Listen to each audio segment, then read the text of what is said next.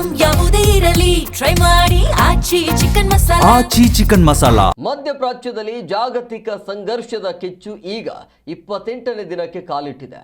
ಒಂದು ಕಡೆ ಅಮೆರಿಕ ಅಧ್ಯಕ್ಷ ಟ್ರಂಪ್ ಇರಾನ್ ಮೇಲಿನ ದಾಳಿಗೆ ದಿಢೀರ್ 10 ದಿನಗಳ ಗಡುವು ವಿಸ್ತರಿಸಿ ರಾಜತಾಂತ್ರಿಕ ದಾಳ ಉರುಳಿಸಿದ್ದಾರೆ. ಆದರೆ ಮತ್ತೊಂದೆಡೆ ನಮ್ಮ ಮೇಲೆ ಕೈ ಇಟ್ಟರೆ ದುಬೈ ಅಬುಧಾಬಿಯನ್ನೇ ಗುರಿಯಾಗಿಸುತ್ತೇವೆ ಅಂತ ಇರಾನ್ ಎಚ್ಚರಿಸಿದೆ. ಟ್ರಂಪ್ ನೀಡಿರುವಂತಹ 10 ದಿನಗಳ ವಿರಾಮ ಶಾಂತಿಗೋ ಅಥವಾ ಮಹಾಯುದ್ಧದ ಮುನ್ಸೂಚನೆಯೋ ಅನ್ನುವಂಥ ಪ್ರಶ್ನೆ ಈಗ. ಸೊ ಇಂದಿನ ವಾರ್ ಎಕ್ಸ್ಕ್ಲೂಸಿವ್ ಸಂಪೂರ್ಣ ವರದಿ ನಿಮ್ಮ ಮುಂದೆ.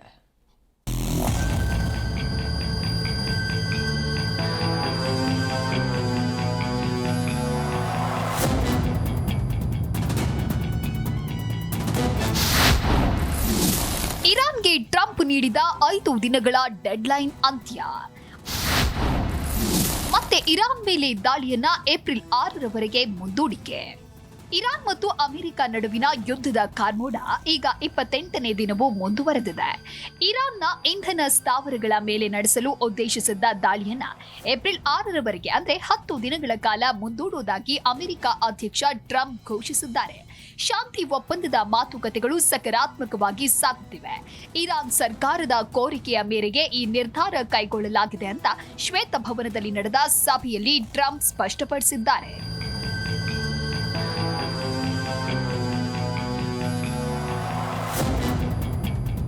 ಪಶ್ಚಿಮ ಏಷ್ಯಾದಲ್ಲಿ ಉದ್ವಿಗ್ನತೆ ಹೆಚ್ಚಾಗುತ್ತಿರುವ ನಡುವೆಯೇ ಇರಾನ್ನ ಕೆಲ್ಫ್ ದ್ವೀಪದ ಬಳಿ ಥೈಲ್ಯಾಂಡ್ ಮೂಲದ ತೈಲ ಹಡಗಿನ ಮೇಲೆ ನಿಗೂಢ ದಾಳಿ ನಡೆದಿದೆ.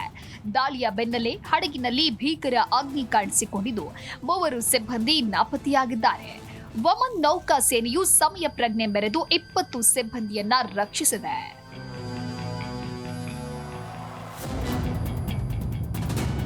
ಹಾರ್ಮುಜ್ ಜಲಸಂಧಿಯನ್ನ ಮುಚ್ಚಲು ಪ್ರಮುಖ ಕಾರಣರಾಗಿದ್ದ ಇರಾನ್ ನೌಕಾಪಡೆಯ ಮುಖ್ಯಸ್ಥ ಅಲಿರೇಜಾ ತಂಗ್ಸಿರಿ ಇಸ್ರೇಲ್ ನಡೆಸಿದ ಭೀಕರ ದಾಳಿಯಲ್ಲಿ ಸಾವನ್ನಪ್ಪಿದ್ದಾರೆ.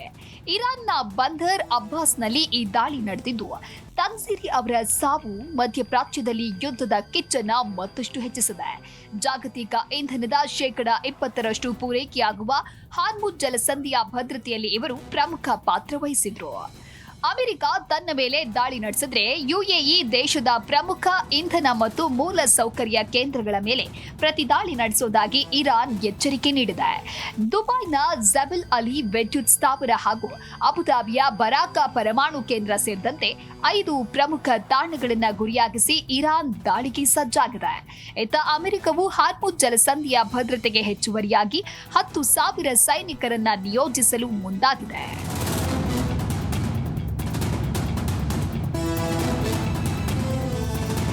ಇರಾನ್ ವಿದೇಶಾಂಗ ಸಚಿವ ಸೈಯದ್ ಅಬ್ಬಾಸ್ ಅರಕ್ಚಿ ಮತ್ತು ಸಂಸತ್ ಸ್ಪೀಕರ್ ಮೊಹಮ್ಮದ್ ಬಕರ್ ಗಾಲಿಬಾಫ್ ಸೇರಿದಂತೆ ಉನ್ನತ ನಾಯಕರನ್ನ ಹತ್ಯೆ ಮಾಡಲು ಅಮೆರಿಕ ಹಾಗೂ ಇಸ್ರೇಲ್ ಸಂಚು ರೂಪಿಸಿವೆ ಅಂತ ಇರಾನ್ ಆರೋಪ ಮಾಡಿದೆ. ಈ ಕುರಿತು ವಿಶ್ವಸಂಸ್ಥೆಯ ಪ್ರಧಾನ ಕಾರ್ಯದರ್ಶಿ ಆಂಟೋನಿಯೋ ಗುಟೆರೆಸ್ ಅವರಿಗೆ ಇರಾನ್ ರಾಯಭಾರಿ ಅಧಿಕೃತ ಪತ್ರ ಬರೆದಿದ್ದು ಇದು ಅಂತಾರಾಷ್ಟ್ರೀಯ ಕಾನೂನುಗಳ ಸ್ಪಷ್ಟ ಉಲ್ಲಂಘನೆ ಅಂತ ದೂರಿದ್ದಾರೆ.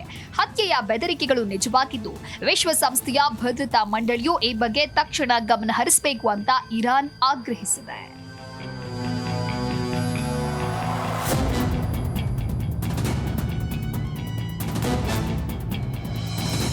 ಒಟ್ಟಲ್ಲಿ ಮಧ್ಯಪ್ರಾಚ್ಯದ ಈ 28 ದಿನಗಳ ಸಂಘರ್ಷ ಈಗ ನಿರ್ಣಾಯಕ ಹಂತಕ್ಕೆ ಬಂದು ನಿಂತಿದೆ.